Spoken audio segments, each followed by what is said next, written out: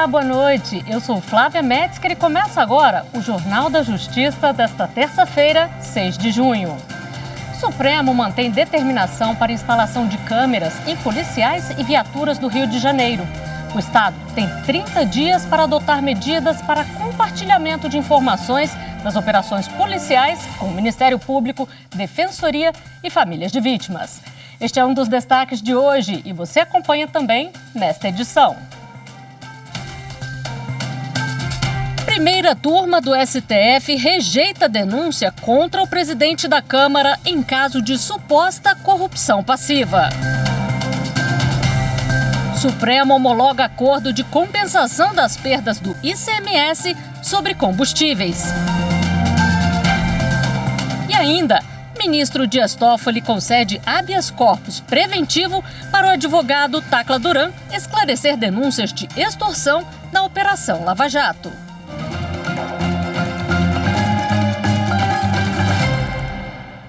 A primeira turma do Supremo Tribunal Federal decidiu rejeitar a denúncia contra o presidente da Câmara, Arthur Lira, em caso de suposta corrupção passiva.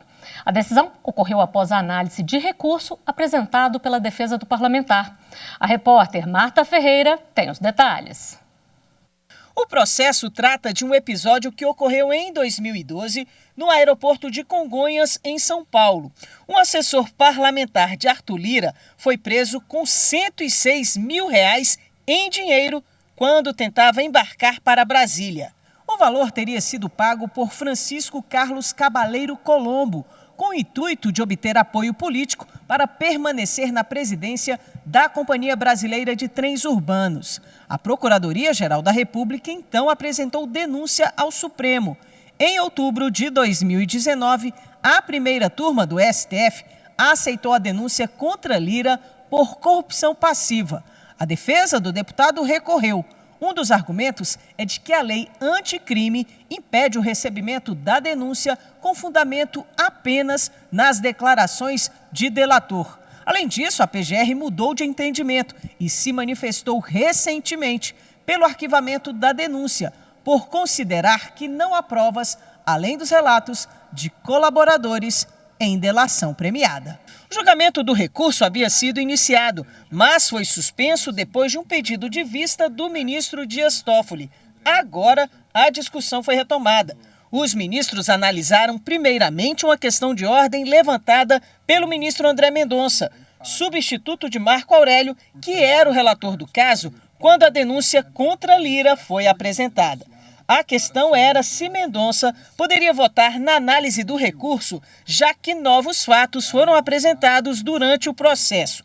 A turma, por unanimidade, aceitou a questão de ordem.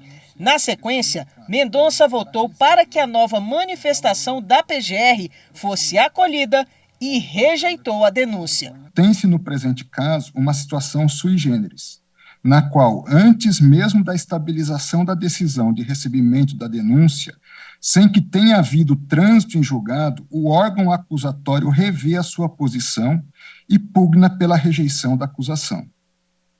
Não houve, por assim dizer, o completo aperfeiçoamento da relação jurídico-processual com a formação definitiva do actum trium personarum. Não à toa, ainda se está a tratar oficialmente, nos presentes embargos, de julgamento de feito da classe inquérito, e não da classe ação penal.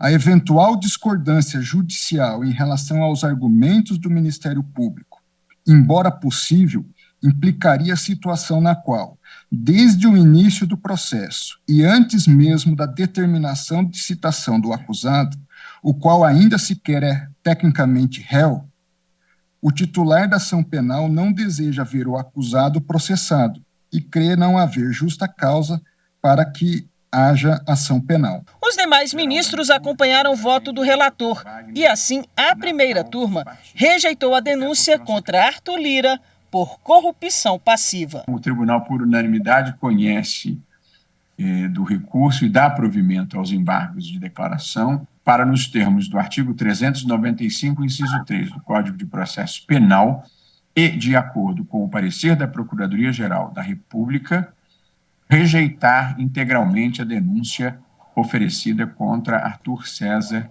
Pereira de Lira. O ministro Dias Toffoli, do Supremo Tribunal Federal, concedeu habeas corpus preventivo para que o advogado Rodrigo Tacla Duran possa ingressar no Brasil e prestar esclarecimentos em audiência pública na Câmara dos Deputados no dia 19 de junho, às 14h30 da tarde. Ele foi chamado para esclarecer denúncias de extorsão no âmbito da Operação Lava Jato. O ministro determinou ainda que o Ministério da Justiça e a Polícia Federal adotem medidas necessárias para garantir a segurança de Tacla Duran, que deverá informar voos e datas de chegada e saída do Brasil. O ministro Toffoli também designou 2 magistrados para acompanhar o depoimento do advogado. O Supremo homologou o acordo de compensação das perdas do ICMS sobre combustíveis. Pela negociação, a União vai repassar 27 bilhões de reais aos estados e ao Distrito Federal. A repórter Carolina Chaves tem mais informações. O acordo é referente às perdas dos estados com a arrecadação do ICMS após as leis complementares 192 e 194, que mudaram a forma de cobrança do imposto estadual sobre combustíveis, comunicações, transporte público e energia elétrica, fixando um teto de 18% para a alíquota. Os estados entraram com ação direta de inconstitucionalidade e arguição de descumprimento de preceito fundamental e alegaram perdas de arrecadação. O relator, ministro Gilmar Mendes, criou uma comissão especial para buscar a conciliação e, em dezembro do ano passado, foi fechado um acordo parcial. Ficou definido que a União vai compensar os estados em 27 bilhões de reais. Pela proposta aprovada e homologada pelo STF, os repasses serão feitos mensalmente entre 2023 e 2025. Os valores já pagos a estados por força de decisões provisórias do Supremo serão descontados do total. Se algum estado já tiver recebido mais do que ficou definido no acordo, o valor excedente será incorporado ao saldo de contratos de refinanciamento de dívida ou será feito um contrato específico para pagamento. Com o acordo, as ações aqui no STF serão suspensas e os estados se comprometem a não entrar com novas ações sobre o tema. Os policiais do Rio de Janeiro deverão manter o uso de câmeras e equipamentos de GPS nas fardas, além de gravação em áudio e vídeo em viaturas do estado. A determinação é do ministro do STF, Edson Fachin. A reportagem é de Daniela Ramalho.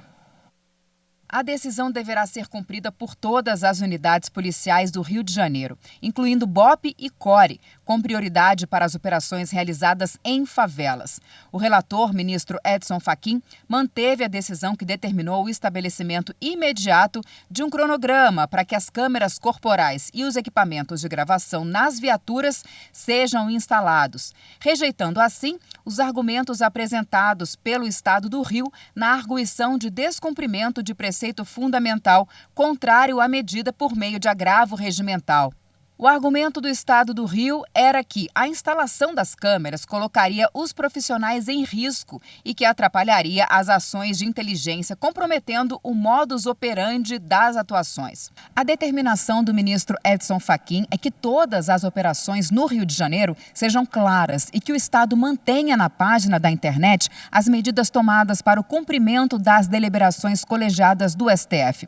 Tanto o Ministério Público quanto o Supremo concluíram que o processo de implantação das câmeras deve ser fiscalizado e acompanhado de forma permanente. O prazo para adotar as medidas é de 30 dias a contar da data da publicação, que foi ontem. O Estado do Rio deverá adotar todas as providências técnicas para garantir o acesso adequado em situações de investigação em andamento, bem como o envio imediato das informações relevantes para o Ministério Público do Estado do Rio de Janeiro. Além disso, é importante disponibilizar regularmente essas informações à Defensoria Pública do Estado e garantir que as vítimas envolvidas e familiares tenham acesso efetivo às informações por meio de seus representantes legais. Termina no próximo dia 19 o prazo para que ministros do Supremo Tribunal Federal devolvam processos com pedidos de vista e liberem liminares antigas. O prazo foi estabelecido pela emenda 58 do ano passado, que mudou o regimento interno do STF. A partir de 20 de junho, as ações e liminares concedidas antes da emenda serão consideradas aptas para voltar a julgamento. O Conselho Nacional de Justiça decidiu instaurar processo administrativo disciplinar para investigar a conduta do juiz de Alagoas, Pedro Jorge Melro Cansanção. Ele é acusado de proferir decisões que favoreceram familiares. Em um outro julgamento, o CNJ analisou o caso do desembargador Ronaldo Eurípides de Souza, do Tribunal de Justiça do Tocantins, por suspeita de conduta irregular. Confira na reportagem de Renato Rosa. Os conselheiros julgaram o processo administrativo disciplinar contra o desembargador Ronaldo Eurípides de Souza, do Tribunal de Justiça do Tocantins, por suposta conduta irregular. Segundo a acusação, o magistrado teria recebido vantagem econômica para conceder habeas corpus a um suspeito de ser o mandante de 4 homicídios no município de Araguaína, em 2012.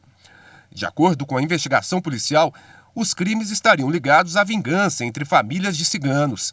O relator, conselheiro Sidney Madruga, apontou insuficiência de provas contra o desembargador. Por unanimidade, os demais conselheiros seguiram o mesmo entendimento. A aplicação de penalidade administrativa exige demonstração inequívoca de autoria e materialidade da conduta descrita na portaria inaugural, qual seja, recebimento de vantagem econômica indevida para a concessão de habeas corpus favorável ao paciente Carlos Pereira por intermédio do advogado Vênio de Oliveira.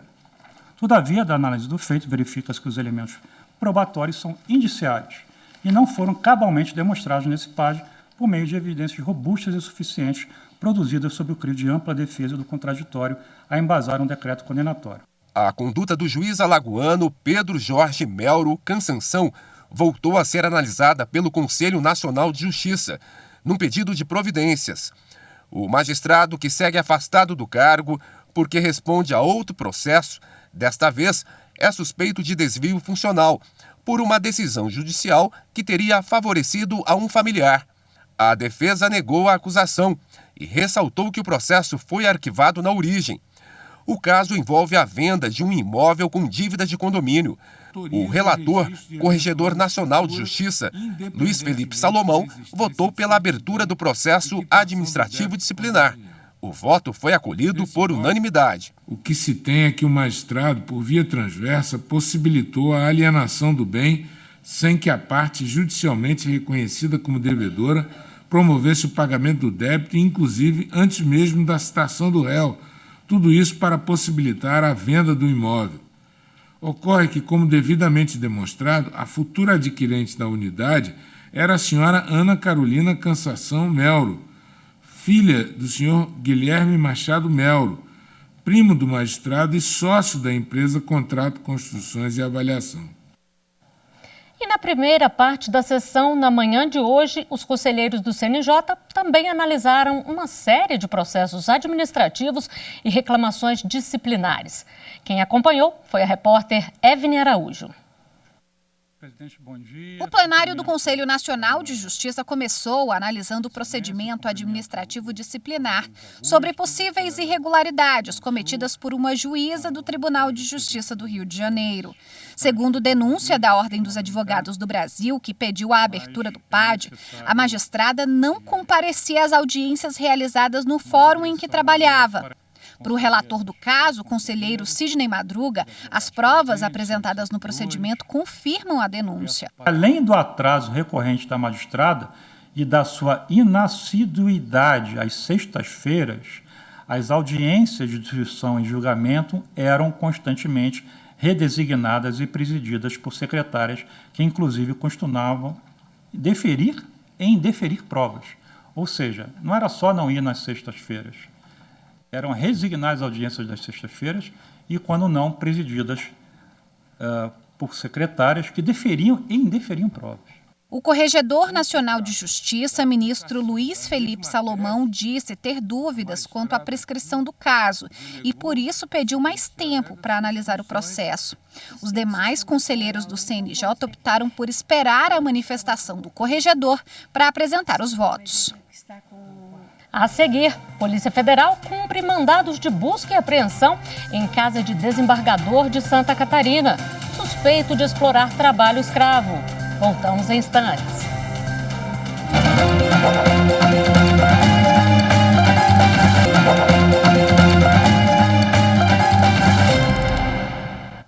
A Polícia Federal cumpriu mandados de busca e apreensão na casa de um desembargador de Santa Catarina, em Florianópolis, suspeito de explorar trabalho análogo à escravidão. A operação foi autorizada pelo Superior Tribunal de Justiça. Segundo a investigação do Ministério Público do Trabalho, há relatos de que uma funcionária da casa dele seria submetida a trabalho forçado, jornadas exaustivas e condições degradantes. E a Justiça Federal autorizou uma operação contra um esquema de fraudes bancárias milionárias cometidas por brasileiros aqui e em outros países. Carolina Chaves. 100 policiais federais cumpriram 26 mandados de busca e apreensão nos estados do Ceará, Bahia, Maranhão, Santa Catarina e São Paulo. Os policiais apreenderam cartões fraudados usados para comprar criptomoedas.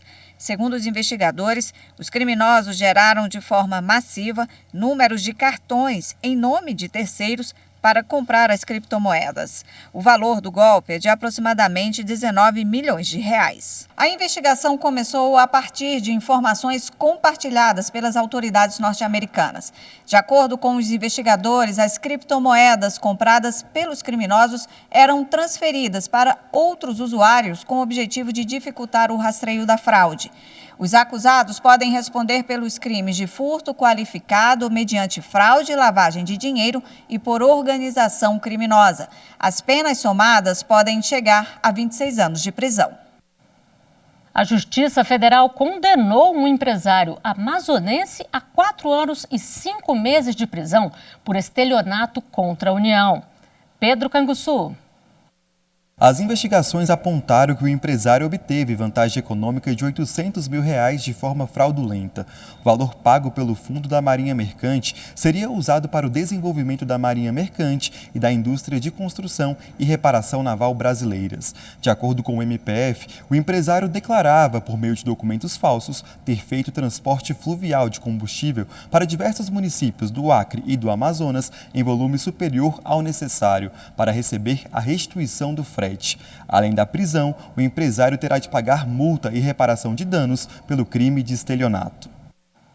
A terceira turma do Superior Tribunal de Justiça decidiu que o limite de desconto de crédito consignado se aplica a empréstimo concedido ao aposentado por entidade de previdência complementar. Mais informações na reportagem de Jéssica Castro. O colegiado considerou que as garantias previstas pela lei que dispõe sobre a autorização para desconto de prestações de empréstimo em folha de pagamento, inclusive em relação aos limites de desconto das prestações em folha, são extensíveis aos aposentados que realizam operação de crédito com entidades de previdência complementar fechada. Para a terceira turma, embora a lei faça menção direta apenas às operações realizadas por instituições financeiras e sociedades de arrendamento mercantil, as normas também se aplicam à contratação de crédito pelo aposentado com a entidade de previdência complementar. O caso analisado é de uma ação contra a entidade de previdência, onde um aposentado pediu que fossem limitados os descontos em sua aposentadoria complementar a 30% dos rendimentos brutos após os descontos obrigatórios. Esta porcentagem era o máximo previsto pela legislação à época do ajuizamento da ação, mas o limite foi alterado posteriormente com a publicação de uma nova lei, ficando então definida em 40%, sendo 5% destinado à amortização de despesas contraídas por meio de cartão de crédito consignado. Após ter a ação negada em primeiro grau, o Tribunal de Justiça do Rio de Janeiro acolheu o pedido do aposentado, entendendo que os descontos em sua folha teriam superado o limite legal. Em recurso especial, a entidade de previdência argumentou que não poderia ser equiparada às demais instituições financeiras abarcadas pela lei em questão. A relatora, ministra Nancy Andrighi, não acolheu o argumento. Segundo ela, não há motivo legal para que não seja garantida ao ex-empregado aposentado a mesma proteção dada ao empregado regido pela CLT, que contrai o crédito consignado com desconto em folha de pagamento, independentemente de o credor ser uma instituição financeira, sociedade de arrendamento mercantil ou entidade de previdência complementar autorizada a realizar a operação de crédito. No entanto, a ministra reconheceu que os valores dos descontos realizados pela entidade de previdência não ultrapassavam os limites legais e, por isso, deu provimento ao recurso especial para autorizar a entidade a descontar na folha de pagamento de aposentadoria complementar o valor integral das prestações mensais dos empréstimos contraídos pelo aposentado, desde que observados os limites estabelecidos pela Lei 10.820 de 2003. A seguir, a gente fala sobre a pauta de julgamentos do plenário do TSE. A sessão começa já já.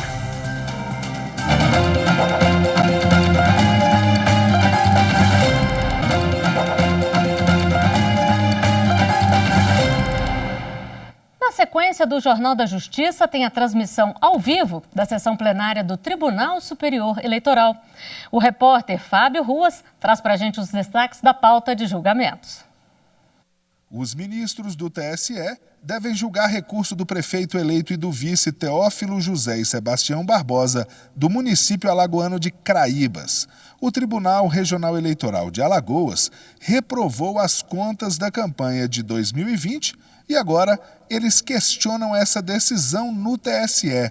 Também está previsto um recurso de Porto Real do Colégio, também em Alagoas, sobre fraude à cota de gênero e outro sobre carreata irregular em Forquilha, no Ceará. A sessão também deve julgar a prestação de contas de 2018 do PTB. O relator ministro Sérgio Banhos já votou pela restituição de mais de R$4.300.000 aos cofres públicos por uso irregular do fundo partidário. O Judiciário de Mato Grosso promoveu um encontro dos juízes, coordenadores e gestores dos Centros Judiciários de Solução de Conflitos, que atuam com a Justiça Restaurativa. No evento, houve troca de experiências e conhecimentos. A reportagem é de Fernanda Fernandes. O primeiro encontro de juízes, coordenadores e gestores dos Centros Judiciários de Solução de Conflitos e Cidadania de Mato Grosso, que atuam com a Justiça Restaurativa, mais do que tudo, foi um momento de confraternização, integração e informalidade. Ambiente perfeito para o objetivo principal. Todas as comarcas representadas pelos participantes dessa primeira edição do encontro receberam, de alguma forma, investimentos para o fomento, o estímulo da prática da justiça restaurativa. Portanto, a ideia é que nesses 2 dias em que eles ficarão reunidos aqui na sede da Justiça Estadual, sejam apresentadas, compartilhadas e, por que não, ampliadas todas as boas práticas que vêm sendo desenvolvidas para a construção de uma sociedade menos combativa e mais voltada ao diálogo, principalmente em escolas. Como o programa Eu e Você na Construção da Paz, coordenado pela juíza Maria Lúcia Prati em Campo Verde, e que tem prevenido casos de violência por meio de círculos de construção de paz. Nós fazemos uma pesquisa de percepção desses alunos que participaram de círculos de construção de paz e eles têm avaliado muito positivamente a melhora no comportamento, a melhora no vínculo com os alunos, inclusive também uma melhora na relação familiar. Uma das palestras tratou dos princípios e valores restaurativos nas políticas públicas. Trazendo ideias, trazendo conceitos, trazendo oportunidades de aplicação da justiça restaurativa. Então, o que eu vou fazer hoje, na verdade, vai ser contar histórias. Histórias de círculos que eu pude ser a facilitadora, contar como isso tem impactado na vida das pessoas, podendo valorizar já também o trabalho que a gente tem aqui. Encontrar ressonância e receptividade nessa seara da justiça restaurativa. Em tantas pessoas como hoje, está aqui a sala cheia, repleta, todo mundo motivado, feliz, alegre em estar absorvendo as experiências uns dos outros, trocando ideias. E isso é o que movimenta e acelera realmente o coração da gente. E esta edição do Jornal da Justiça fica por aqui. Obrigada pela companhia. Uma ótima noite para você.